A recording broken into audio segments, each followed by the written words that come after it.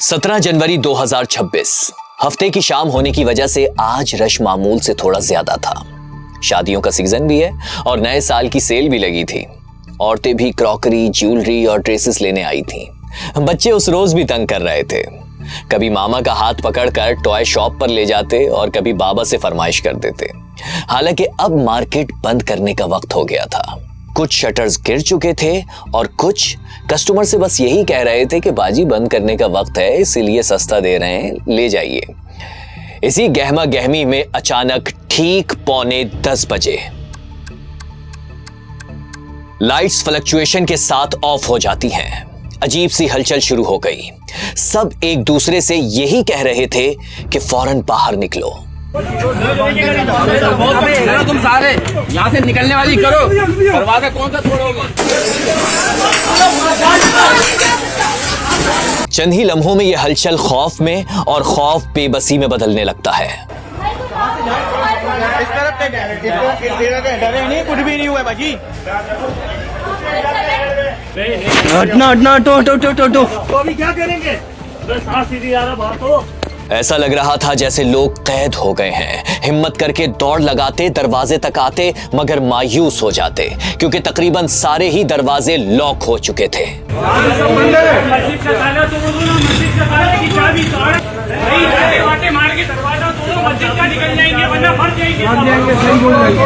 न चाबी थी और न चौकीदार। दौड़ लगाकर निकलने वालों में ज्यादातर लोग उन दरवाजों तक पहुंच गए जो खुले हुए थे, मगर कुछ लोग ऐसे थे जो बालाई मंजिल पर थे। वो खिड़कियों के करीब जाकर सांस लेते रहे और नीचे खड़े लोगों को मदद के लिए पुकारने लगे। बस जरा सा भी नहीं आ रहा सांस। हटना तो अभी क्या करेंगे?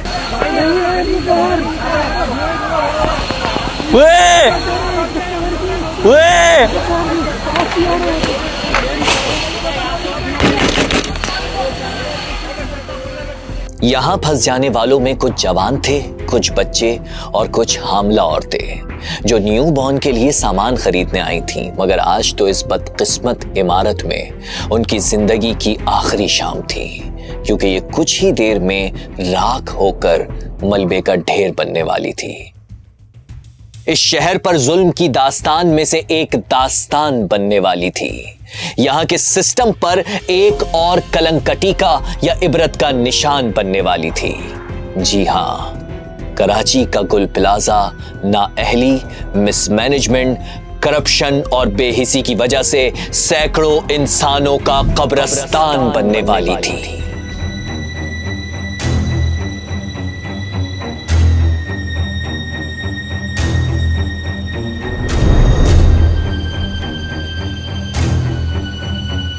अंदर बच्चों का आवाज भी आता है। एक बोल बच्चा था, उसका आवाज बहुत दुख दे रहा है अभी भी। हमने कल नींद भी नहीं किया। वो बोला अबू बचाओ। ये आवाज हम सुन के अपना कानों से सुना है हमने खुद ही। मैंने अपनी सर्विस में पहली बार देखा है कि मार्केट जल रही है और हम खड़े हैं बेबस। क्यों? पानी ही नहीं है ना, गाड़ी नहीं है पीछे। इतना काला धुआं था कि वहाँ से एक दूसरे को भी बंदे देख नहीं सक रहे थे। एक फायर ब्रिगेड वही बुझा रही थी, वही जा रही थी, फिर वो वापसी आ रही थी। कराची की आवाम नहीं अब चुप रहेगी। अब ये जितने भी लोग हैं मर रहे, बोल रहे कौन होते, हम सियासत नहीं कर रहे। कराची के अंदर रोज लोग मर रहे। इधर क्या मेरे कराची। टोटल अमला कितना है आपका? टोटल तमाम कराची का? जी जी, कराची का तो सर तकरीबन 500 होगा। बस 500 लोग होंगे, उसमें से 200 लोग रिलीज हैं जो घर पर बैठ के तनख्वाहें ले रहे हैं। अच्छा, जी हाँ, घोस्ट मुलाजिम। जी गोश्त मुलाजिम। वो खिड़की खोल के हम अंदर घुस गया था। खिड़की खोल के अंदर चले गए थे? हाँ ना, हम अंदर घुसे हुआ था। 2 आदमी और भी था साथ में। वो जो दाढ़ी वाला गिरा वो जब आप गए आपने क्या देखा?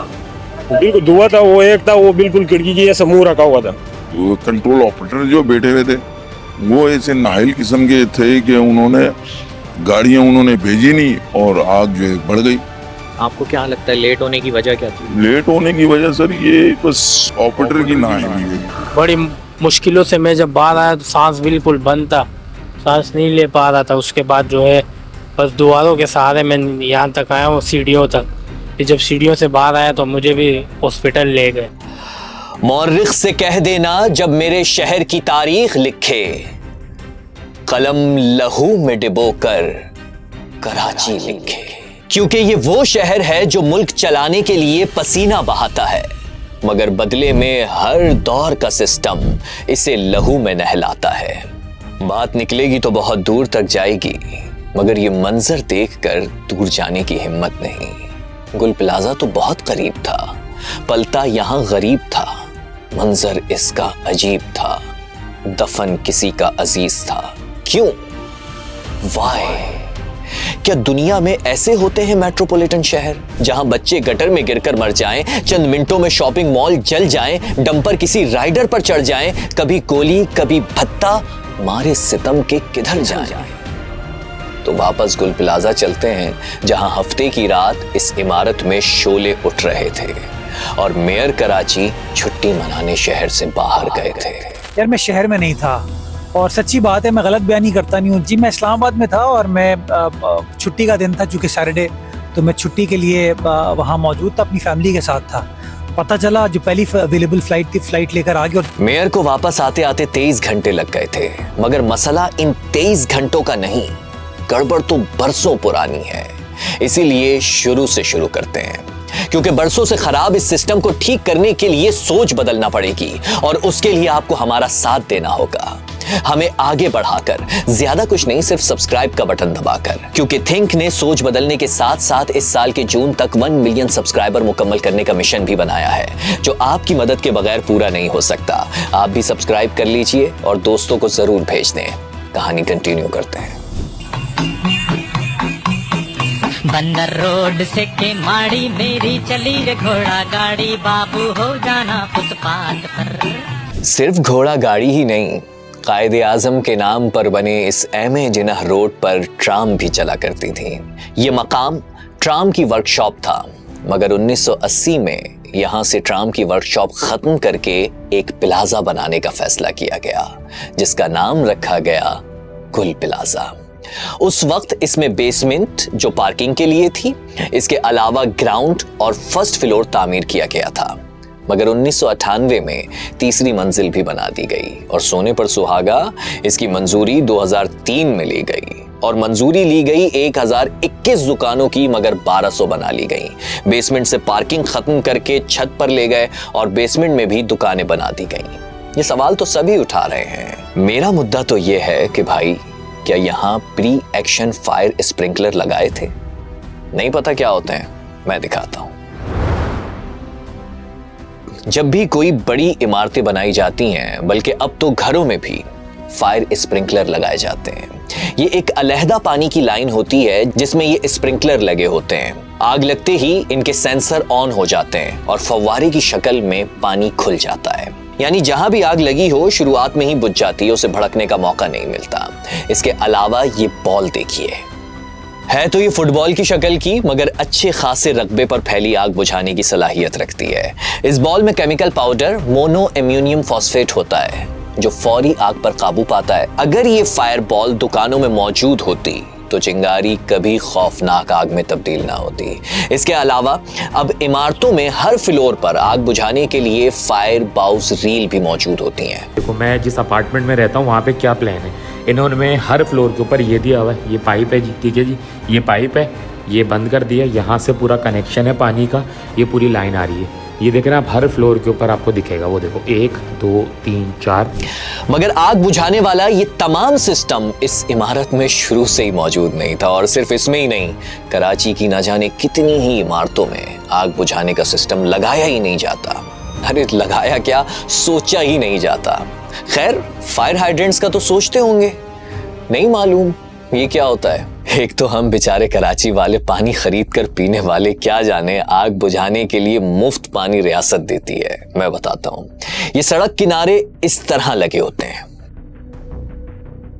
जिनमें फायर ब्रिगेड अपना पाइप कनेक्ट करके आग बुझाने का काम जारी रख सकती है, वक्त जाया किए बगैर, यानी वापस नहीं जाना पड़ेगा उसे हाइड्रेंट तक पानी लेने। बैरूने मुल्क तो इतनी सख्ती है कि अगर इस हाइड्रेंट के सामने गाड़ी भी लगा दी तो जुर्माना भी गैर मामूली होता है। जुनेद भाई भुगत चुके हैं। दुबई में एक बार मैंने अपनी गाड़ी अपने फ्लैट के नीचे जो पार्किंग थी वो फुल हो गई थी, तो मैंने फुटपाथ पे लगा दी, क्योंकि सब फुटपाथ पे रात को लगा देते थे, सुबह 8 बजे निकाल लेंगे। एक दिन सुबह सुबह अल्हम्दुलिल्लाह मैं 7:30 बजे उठा तो 1200 दिरहम का चालान मेरे मोबाइल पे आया। बता 1200 दिरहम मिला भाई, कल्ली वल्ली क्या हो गया, गाड़ी खड़ी की है। पता चला कि मैंने फायर हाइड्रेंट के सामने गाड़ी लगाई। मगर अपने यहाँ जुर्माना कौन करे, सभी ने पहने हुए हैं दस्ताने। खैर शेर समझने की कोशिश ना करें, आइए आपको ये कहानी समझाते हैं। हुआ यूं कि गुल प्लाजा के अंदर ना फायर अलार्म थे और ना ही आग बुझाने का कोई इंतजाम। ग्राउंड फ्लोर पर किसी एक दुकान से उठने वाली चिंगारी ऐसे भड़की कि चंद ही मिनट में पूरी इमारत लपेट में आ गई। अभी हमने आपको समझाया कि इमारत में आग बुझाने का सामान नहीं था, मगर भाई यहाँ तो लोगों के भागने का इमरजेंसी रास्ता भी नहीं था, इमरजेंसी एग्जिट नहीं था, बल्कि जो दरवाजे थे वो भी बंद पड़े थे क्योंकि छुट्टी का टाइम हो गया था। कज़न ने फ़ोन किया कि ये वाला रास्ता खुला है, एक रास्ता खुला हुआ है, यहाँ से आ जाओ। जब मैंने सबको बोला, आप रास्ता ढूंढ रहे थे? जी, तो रास्ता ढूंढ रहे थे। उसके अंदर हमारे शॉप के अंदर फैमिलियाँ भी अंदर बैठी हुई थी, बच्चे थे। शॉप में हाँ, जो फैमिलियाँ भी हैं वो भी बैठे हुए थे। इसके अलावा और पड़ोसी भी, वो भी लड़के थे। और अब हमारे अपने 6 बंदे जो शॉप के, 2 भाई है, एक कज़न है और इसके अलावा 2 बाकी 3 हेल्पर हैं। आपके 2 भाई भी अंदर हैं? 2 भाई है, एक नहीं निकल सके। कहाँ थे उसको? शॉप के अंदर थे, मेरे साथ थे। लेकिन मैंने उनको बोला भी आ जाओ, लेकिन उन्होंने बोला कि बहुत धुआं है, मैं नहीं जा सकता। पर मैंने बड़ी मुश्किलों से मैं जब बाहर आया तो सांस बिल्कुल बंद था, सांस नहीं ले पा रहा था। उसके बाद जो है बस दीवारों के सहारे मैं यहाँ तक आया हूँ, सीढ़ियों तक। फिर जब सीढ़ियों से बाहर आया तो मुझे भी हॉस्पिटल ले गए। ये वीडियो तो आपने देखी होगी, एक भाई बेहोश शख्स को कांधे पर उठाए सीढ़ियों से नीचे उतर रहे हैं। जो करीबी काम करते हैं भड़कती आग देखकर मदद के लिए दौड़े चले आए। वो ये साहब थे। ऊपर से चीखने की आवाज आ रहा था, ऊपर से चीखने की आवाजें आ रही? हाँ बहुत आवाज आ रहा था। फिर मेरा दोस्त है साथ में, उसने बोला यार क्या करे, अभी वहाँ इंतजामिया वाला खड़ा हुआ था, नज़दीक नहीं चल रहा था। तो मैंने उनको बोला यार अगर तुम लोग कर सकते हो सही, नहीं कर सकते तो हम खुद ही कर लेगा। उसने बोला अब इतना बाजार हो तो चढ़ जाना। तो हमने खुद ही अपना कंधों से उतारा ऊपर से आदमी।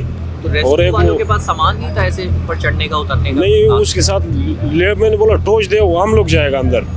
टॉर्च भी नहीं था साथ में, ऊपर से उतार दिया। फिर नीचे बैट्समैन वाला था, वो गेट में ताला लगा हुआ था। चौकीदार के पास गए, हमने बोला यार चाबी दे उनको, तो चाबी भी उनके पास नहीं था। वो तो इसे वक्त था क्या था यार, शोर तो बहुत आ रहा था, कम से कम 100 से ऊपर तो होगा।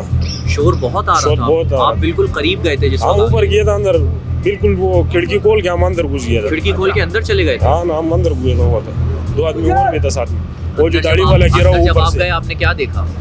बिल्कुल धुआं था। वो एक था वो बिल्कुल खिड़की की ऐसा मुंह रखा हुआ था, अंदर बच्चों का आवाज भी आता है। एक बोल बच्चा था, उसका आवाज बहुत दुख दे रहा है अभी भी। हमने कल नींद भी नहीं किया, बोला अबू बचाओ। ये आवाज हम सुन के अपना कानों से सुना है हमने खुद ही। अब बारी आती है रेस्क्यू टीमों की। नंबर 1, आग बुझाने के लिए फायर ब्रिगेड पहले तो लेट पहुंची और जब पहुंची तो पानी ही खत्म हो गया। ये बात हमें खुद उस वक्त आग बुझाने के लिए अंदर जाने वाले एक फायर फाइटर ने बताई, मगर इस शर्त पर कि उसकी शिनाख्त जाहिर नहीं की जाएगी। जिस टाइम हम आए थे तो उस टाइम खाली बीच में आग लगी थी मार्केट के। जी सेंटर में आग लगी हुई थी, तो हम लेने लगा के अंदर घुस जाते, लेकिन लेने लगा के घुसे पीछे पानी खत्म। तो आप लोग अंदर चले गए थे? जी हाँ, थोड़ा सा जैसे ये है ना, आगे आगे आग लगी हुई, हम घुसे अंदर काम कर रहे हैं, पानी खत्म। फिर लाइन लेकर बाहर आ गए। मेरा पब्लिक हमारे पे चढ़ रही है और बहुत मुश्किल से तकरीबन समझे कि जान बची है। लोग मारने लग गए थे क्योंकि गाड़ियां पहुंच नहीं रही थी। अगर पानी की सप्लाई मिल रही होती ना तो उसको अटैक मार के हम किसी तरह कंट्रोल कर लेते अंदर घुस के, बढ़ने नहीं देते। लेकिन वो पीछे से सप्लाई रुक गई तो फिर क्या करें। तो इतनी तेजी से आग फैली थी कि जिसकी कोई इंतहा नहीं थी, समझ ही नहीं आया किसी को, भगदड़ मच गई, बौखलाहट हो गई और इतना काला धुआं था कि वहाँ से एक दूसरे को भी बंदे देख नहीं सक रहे थे। उसके बाद कुछ लोगों को निकाला, वो गुल तिजारा से एक सीढ़ी लगाई, यहाँ से कुछ लोग निकले हैं और इसके अलावा रंपा प्लाजा में काफी लोगों ने छलांगे लगाई। 1.5-2 घंटे बाद तो कोई आया था वो जाने के लिए, वो भी एक फायर ब्रिगेड इस साइड पे। हाँ, एक फायर ब्रिगेड वही बुझा रही थी, वही जा रही थी, फिर वो वापसी आ रही थी। बोल रहे उधर सब लगे हुए थे उस साइड पे, इस साइड पे तो हमने हर चीज को जलते हुए देखा। पूरी रात हमने गुजारी, फिर सुबह के टाइम पे एक साइड गिरा था 8:15 बजे, फिर 11 बजे करीब ये वाला साइड हमने अपनी आंखों से देखा गिरते हुए। और ये है फायर फाइटर फुरकान। जब ये नौजवान लोगों को रेस्क्यू करने और आग बुझाने के लिए अंदर तक गया तो उसी वक्त इमारत जलकर मखदूश हो चुकी थी। और फिर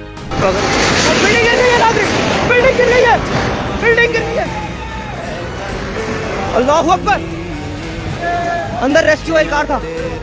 अलमिया तो ये है, इस नौजवान शहीद फुरकान के वालिद भी फायर फाइटिंग के दौरान ही शहीद हो गए थे।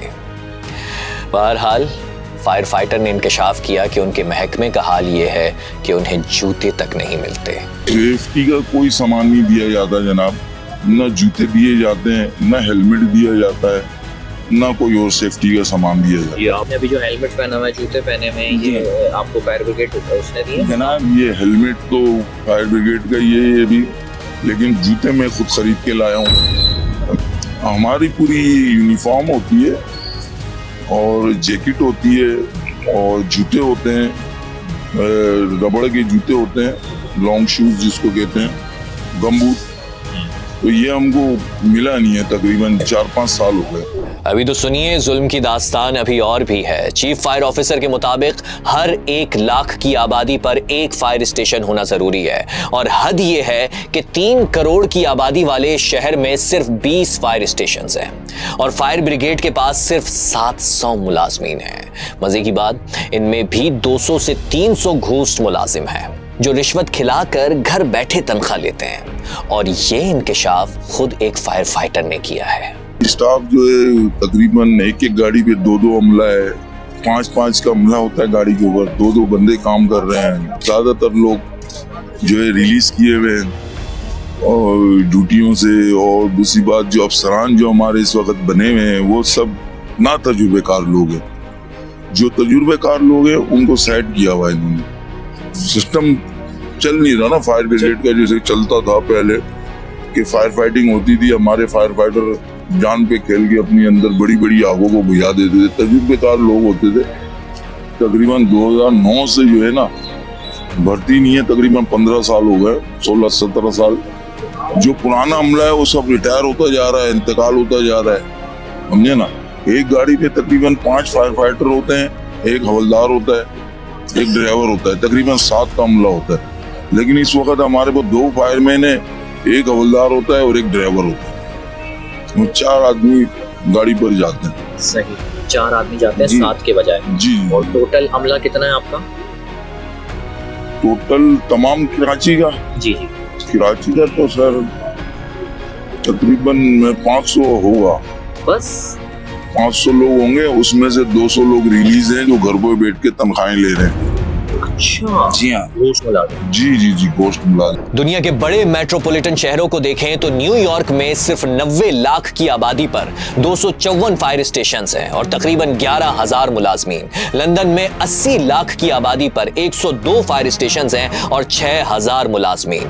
चलिए छोड़िए मेट्रोपॉलिटन, छोटे भाई लाहौर से ही मवाजना कर लेते हैं। हालांकि वहां भी वसाइल कम हैं, मगर कराची की आबादी के लिहाज से लाहौर में फिर भी वसाइल ज्यादा है। 13 मिलियन की आबादी पर छोटे से लाहौर में 14 फायर स्टेशंस हैं और 409 फायर डिपार्टमेंट्स, जबकि कराची में 3.5 करोड़ की आबादी पर 20 स्टेशंस और 700 मुलाजमीन, जिनमें आधे घोस्ट हैं। ऐसे आप आग बुझा तो नहीं सकते, मुहिब्बाने कराची के दिलों में आग भड़का जरूर रहे हैं। और यही आग भड़क रही थी कराची वालों के दिलों में जब मेयर कराची वहां पहुंच गए।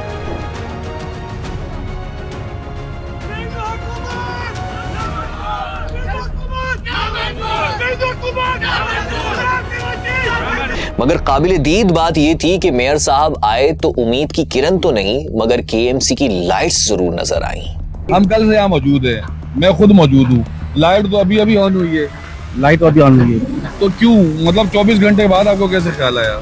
मगरिब के बाद हम यहाँ से काम शुरू करते हैं। ट्रैफिक की वजह से रास्ते जाम लगे पड़ते, मगरिब से यहाँ पे अभी अंधेरा अभी शाम मगरिब के बाद। ट्रैफिक तो अभी है ना, आग तो कल से लगी हुई है। ट्रैफिक कल से ही जाम, आप देखें रात सुबह से देखें ट्रैफिक पूरे रास्ते बंद किए हुए थे, गाड़ी पूरी घुमा के आए। हमें टाइम इसमें लगा है, लेकिन 24 घंटे का टाइम लगे, थोड़ा पहले आना चाहिए। उधर ताजिर बिरादरी ने भी आपस में लड़ना शुरू कर दिया। एक ग्रुप कहने लगा एसोसिएशन कॉम्प्रोमाइज कर रही है और दूसरा कहने लगा मेयर की क्या गलती है।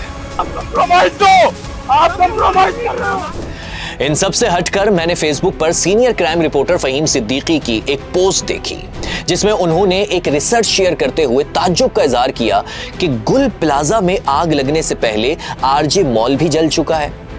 दोनों के मालिकान एक ही हैं, इत्तेफाकन दोनों के एसोसिएशन के सदर भी एक ही हैं। फिर मैंने देखा कि यही एसोसिएशन के सदर एक रात पहले काफी गमज़दा थे, टीवी पर रो भी रहे थे।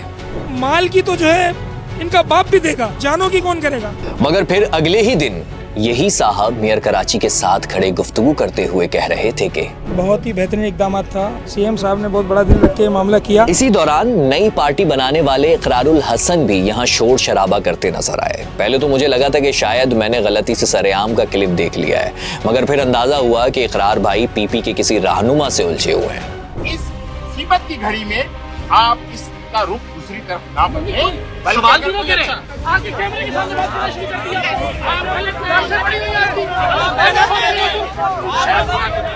खैर, उधर सियासत हो रही थी और इधर जफर अब्बास ने शोर मचाया कि अगर मलबा उठाकर फेंक दिया गया तो याद रखना कि मलबे में मौजूद लाशें कभी लवाहिकीन को मिल नहीं सकेंगी। अगर बिल्डिंग गिरती है और आप मलबा उठाते हो बहुत कट से या मशीनों से, तो ये लाशें कहाँ जाएंगी? इसका पहाड़ जहाँ कहीं शिफ्ट होगा उसमें से लाशें निकालेगा कौन? ये नहीं होना चाहिए कि जाओ हमने मलबा वहाँ डाल दिया, अपने टुकड़े चुन लो। खुदा ना खास्ता तो मुझे लग रहा है मुझे साइड एरिया से बड़ा वाकया नजर आ रहा है। इस वक्त तक जब मैं ये वीडियो रिकॉर्ड कर रहा हूँ 26 लाशें मलबे से निकाली जा चुकी हैं। वहाँ मौजूद लोग बताते हैं कि आतिशज़दगी के वक्त तकरीबन 100 लोग अंदर मौजूद थे। बेशक जिसे अल्लाह रखे उसे कौन चखे, मगर ये मलबा देखकर लगता नहीं कि 3 रोज बाद भी उसमें दबा कोई जिंदा है। हाँ, अगर जिंदा है तो भुट्टो जिंदा है।